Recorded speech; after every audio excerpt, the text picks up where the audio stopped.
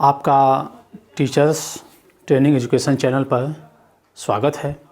मैं अजय सर आप लोगों को शिक्षा मनोविज्ञान के विषय में बता रहा था कि शिक्षा मनोविज्ञान होता क्या है। शिक्षा मनोविज्ञान व्यक्ति के व्यक्तित्व को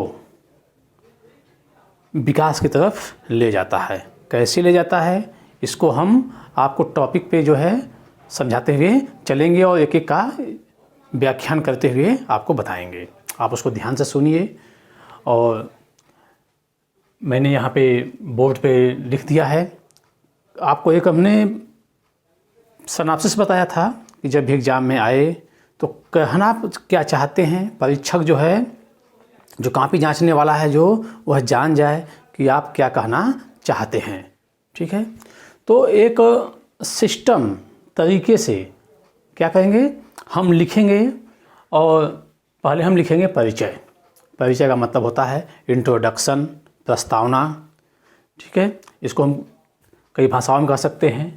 तो परिचय हो गया। परिचय में हम क्या कहना चाहते हैं कि हम शिक्षा मनोविज्ञान के विषय में क्या कहना चाहते हैं।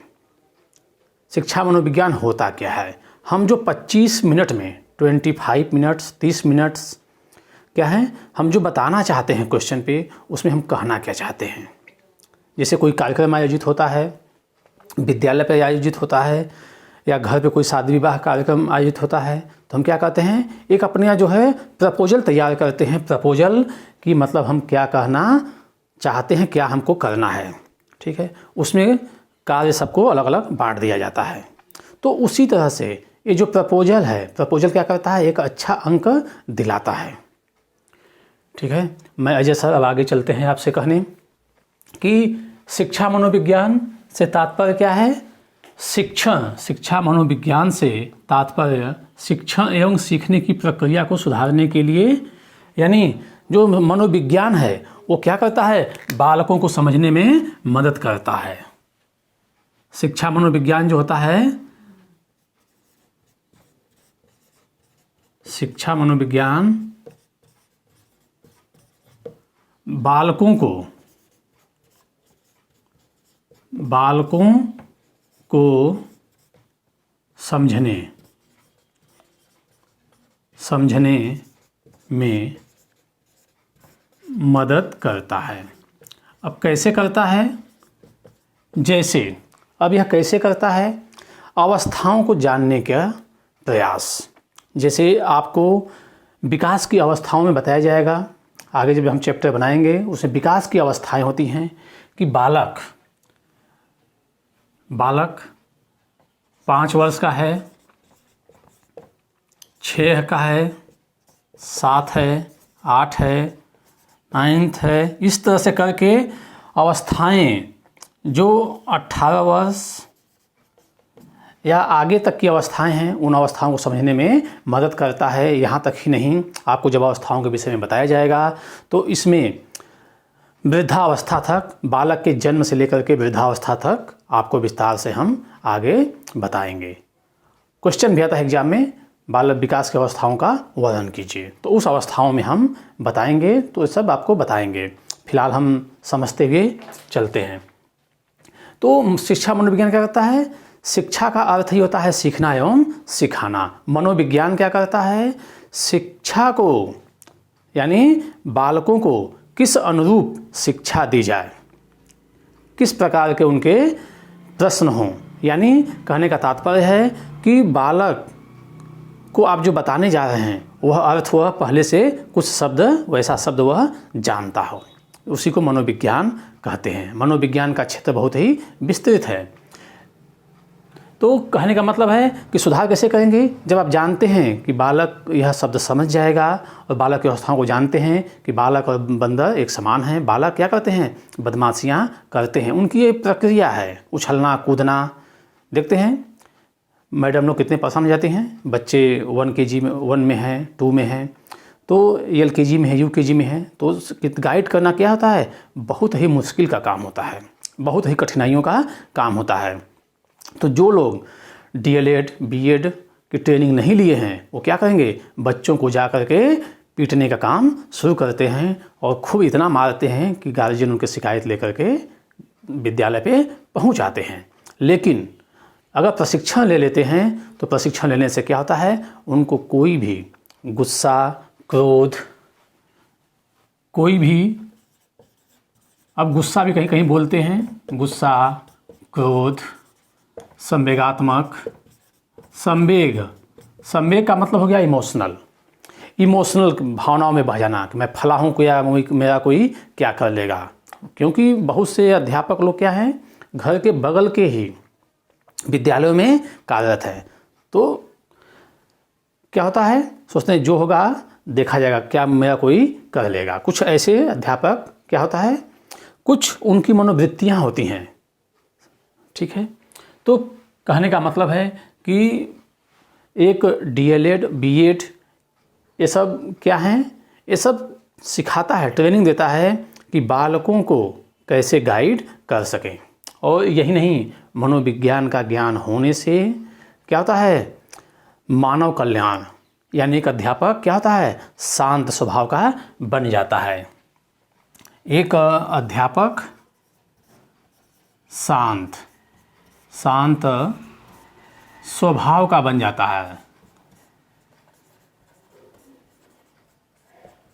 जाता है, क्यों? क्योंकि BEd, DLED और BEd सिखाया जाता है कि कैसे हम बालकों को गाइड करें। क्योंकि ग्रुप एडजस्टमेंट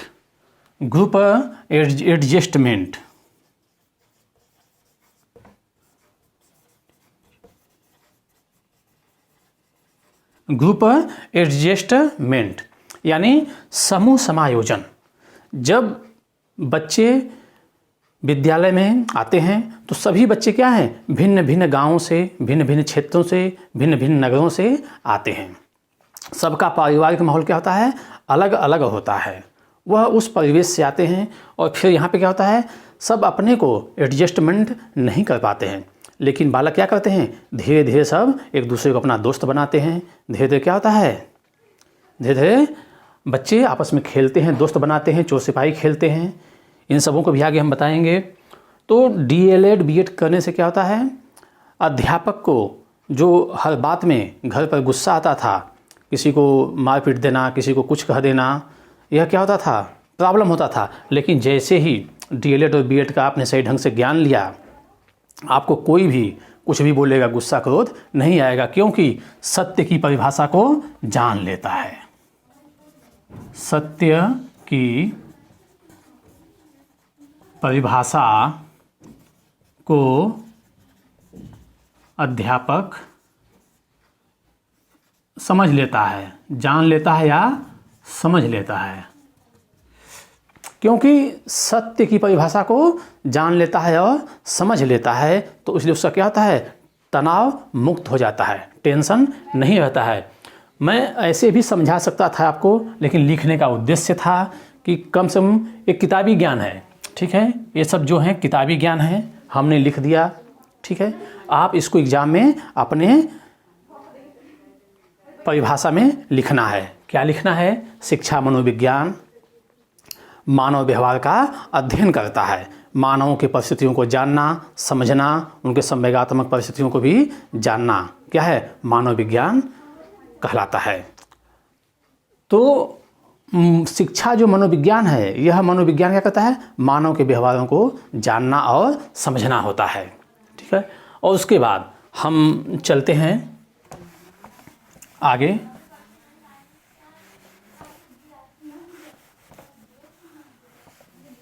देखिए आगे चलते हैं। तो ये हो गया परिचय। हम बताना चाहते थे कि शिक्षा क्या है। शिक्षा मानव का विकास करती है, शिक्षा मानव को मानव बनाती है। और मनोविज्ञान क्या करता है, अवस्थाओं को, बालक की अवस्थाओं को जानने के बाद मनोविज्ञान क्या करता है, उस बालक को हम उस ढंग से, उस सुनियोजित ढंग से, तरीके से हम शिक्षा को दे सकते हैं, ठीक है। ये हो गया आपका शिक्षा मनोविज्ञान का परिचय या इंट्रोडक्शन। आप अपने शब्दों में लिख लीजिएगा, कोई दिक्कत नहीं है। और उसके बाद एग्जाम में जब आता है तो शिक्षा मनोविज्ञान का अर्थ, कोई भी क्वेश्चन आता है उसका हमको मीनिंग लिखना आवश्यक है, प्रस्तावना भी लिखना आवश्यक है, मनोविज्ञान भी लिखना आवश्यक है। तो शिक्षा मनोविज्ञान का अर्थ क्या है? शिक्षा को अंग्रेजी में, देखिए हम किताबी ज्ञान लिख दिए हैं, हम आपको अपने शब्दों में भी समझा देंगे, समझ में आ जाएगा, लेकिन इसको देख लीजिए। शिक्षा को अंग्रेजी में एजुकेशन कहते हैं।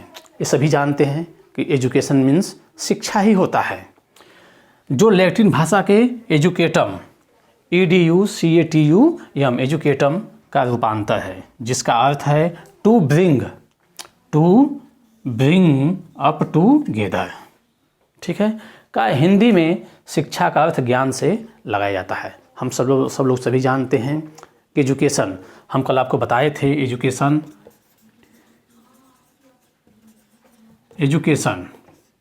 यानी ईंधन डुको, अंतर्निहित ज्ञान को क्या करना है? बाहर निकालना। बालक के अंदर, जो बालक क्या होता है, बालक के अंदर क्या होता है? सभी ज्ञान। स्वामी विवेकानंद जी कहते हैं कि बालकों के अंदर, सभी मानवों के अंदर अंतर्निहित ज्ञान क्या होता है? पहले से ही विद्यमान होता है। अध्यापक क्या करता है? उसको निकालने का प्रयास करता है। उसको कैसे निकालता है? मोटिवेट करके, मोटिवेशन, अभिप्रेरित करके, बेटा उठो, आपके अंदर यह शक्ति है, आप सीख सकते हो, ऐसा कर सकते हो। अच्छी बातें यानी सकारात्मक शब्द बोलने से बालक क्या होता है? अच्छी बातों का स्मरण करता है। ठीक है, वहीं अगर नकारात्मक देखी जाए तो नकारात्मक में क्या होता है? इसको मार दो, चोरी कर लो, ये सब क्या हैं? नकारात्मक प्रवृत्तियाँ। आप ऐसा नहीं कर सकते, वह हाई स्कूल में फेल हो गया, आप भी फेल हो जाओगे, बहुत मेहनत करना होता है। ठीक है, कमाओगे तो कुछ पैसा आएगा। ठीक है, तो कहने का मतलब है कुछ नकारात्मक प्रवृत्तियां हैं, कुछ सकारात्मक प्रवृत्तियां हैं, तो जो उसमें से जो अच्छी होती हैं उसको हमको क्या करना चाहिए? ग्रहण करना चाहिए, और बच्चों को भी शिक्षा की तरफ अभिप्रेरित करना चाहिए। तो ये हो गया आपका शिक्षा का अर्थ। अब गांधी जी क्या कहते हैं? शिक्षा का तात्पर्य व्यक्ति के शरीर, मन और आत्मा में समुचित विकास होता है। कहने का तात्पर्य है गांधी जी चाहते थे कि सभी बच्चे शिक्षित हों। तो आप समझ सकते हैं इस बात को कि शिक्षा क्या है। शिक्षा से व्यक्ति का विकास होता है। लेकिन डलहौजी की शिक्षा नीति थी, जैसे आप जानते हैं कि डलहौजी की शिक्षा नीति थी कि रूप रंग से भारतीय हो और उसको अंग्रेजी आता हो, हिंदी ना आता हो। लेकिन आज का समय क्या है? रूप रंग से भारतीय हो लेकिन उसके पास डिग्री हो, BA की हो, इंटर की हो, मतलब एमएड MA की हो, B.Ed की हो, M.Ed की हो, सभी डिग्री हो, लॉ की भी हो, लेकिन उसको कुछ आता न हो, जो आज का समाज का परिवेश है। क्योंकि कोई पढ़ना नहीं चाहता, किताबों का अध्ययन नहीं करना चाहता। ठीक है, सब कुछ ही लोग जो मेहनत करते हैं वहीं आगे जाते हैं। तो ये हो गया आपका मनोविज्ञान। अब आप इसमें जो है मनोविज्ञान, तो मनोविज्ञान आत्मा का अध्ययन, मनोविज्ञान हो गया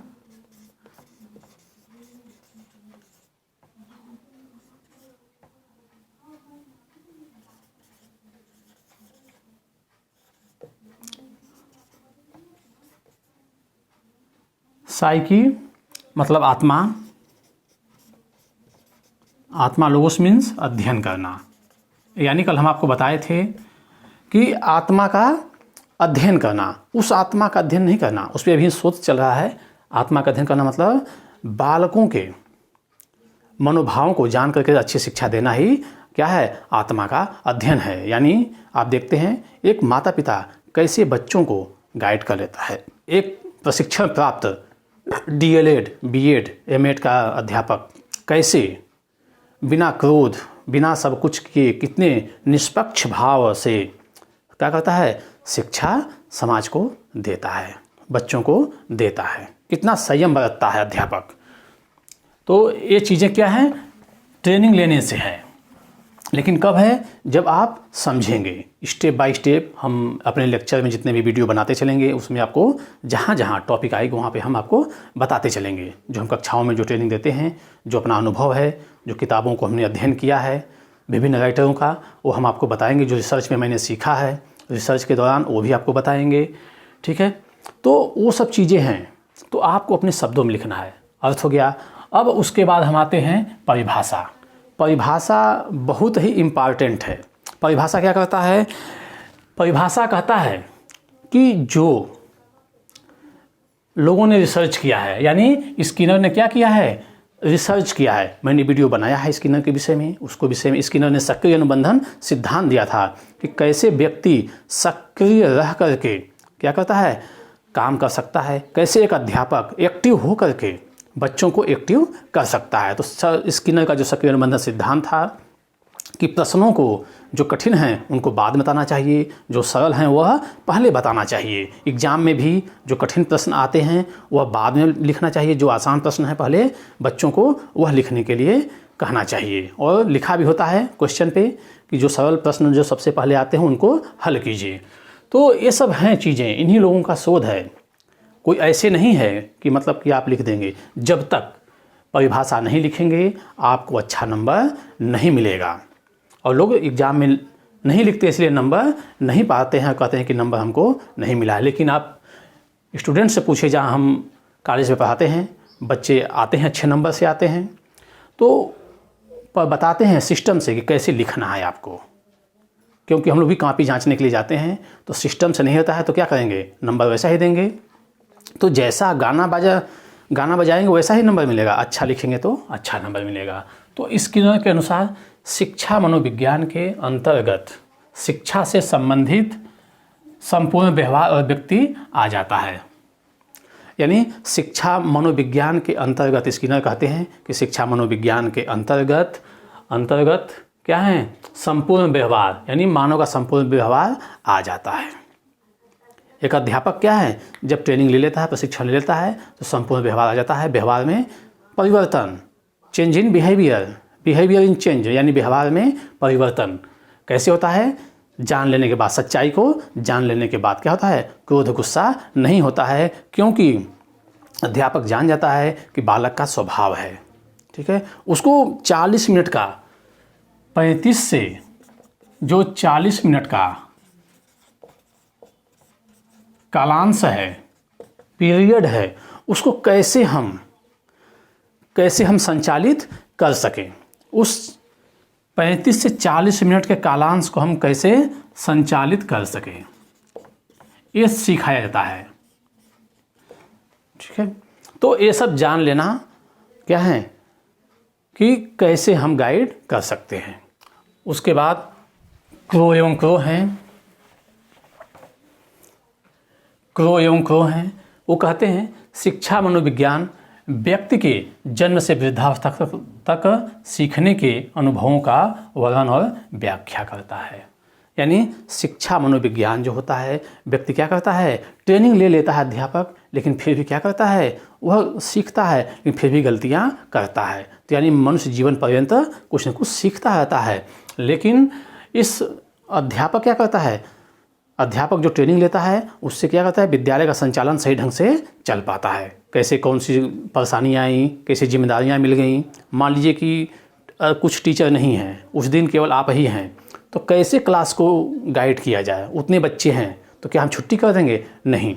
समस्याओं से भागना नहीं है, समस्याओं को हमको भगाना है। हमारा उद्देश्य है एक अच्छा अध्यापक बनना है, तो समस्याओं से संघर्ष करना चाहिए, क्योंकि एक समस्याएं जब खत्म होती हैं तो दूसरी समस्याएं उत्पन्न हो जाती हैं। यह विधि का विधान है। तो शिक्षा मनोविज्ञान व्यक्ति के जन्म से वृद्धावस्था तक सीखने के अनुभव, यानी आज तक का जो ज्ञान आपका है, आपने जैसे मान लीजिए DELED करने आए, आप DLED में एडमिशन लिए, BEd में एडमिशन लिए, MAed में एडमिशन लिए आप, तो इसके पहले का DLED के पहले का जो आपका इंटरमीडिएट कोई ग्रेजुएशन भी करके आता है, उसके पहले आपने जिन परिस्थितियों, जिन कठिनाइयों को संघर्ष करते हुए आप आए हैं, उसका अनुभव एक्सपीरियंस। BEd जो करने के लिए आप आए हैं, जो बहुत से लोग BTech करके आ रहे हैं, बहुत से लोग तमाम डिग्रियां लेकर के आ रहे हैं, कोई MA है, तो उन सब डिग्रियों को क्या है? वो अनुभव देता है, वो काम देता है। तो ये अनुभव क्या आता है? वही आपके जीवन में काम आता है। तो इस तरह से एग्ज़ाम में आप 1, 2, 3, 4 और 5 यानी 5 परिभाषाएं जब तक लिखेंगे तभी आपको एक अच्छा नंबर मिल सकता है।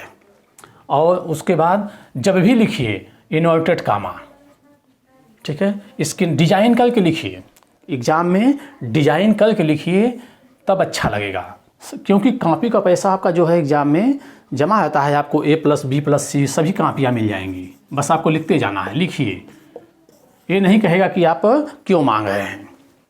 एक साफ स्वच्छ लिखना चाहिए, पॉइंट टू पॉइंट। तो इन्वर्टेड कामा से लिखना है और लास्ट में क्या करना है, इन्वर्टेड कामा को बंद कर देना है। यही नंबर दिलाता है। अगर आपने इसको लिख दिया, अगर इन्वर्टेड कामा नहीं लगाया तो क्या हुआ, आपको नंबर अच्छा नहीं मिलेगा, एक अच्छा नंबर नहीं मिलेगा, क्योंकि सब लिखा व्यर्थ हो जाएगा। तो लिखने का तरीका है, परिचय है। कोई भी क्वेश्चन आता है उसका हम परिचय लिखते हैं, फिर उसका क्या लिखते हैं, अर्थ लिखते हैं, फिर परिभाषा लिखते हैं। ये हो गया। परिभाषा कितना होना चाहिए, 5 हैं। अब स्किनर हैं, क्रो हैं, वुडवर्थ हैं, बहुत से लोग हैं, आप उनको लिख सकते हैं। तो ये हो गया आपका। थॉर्नडाइक भी हैं।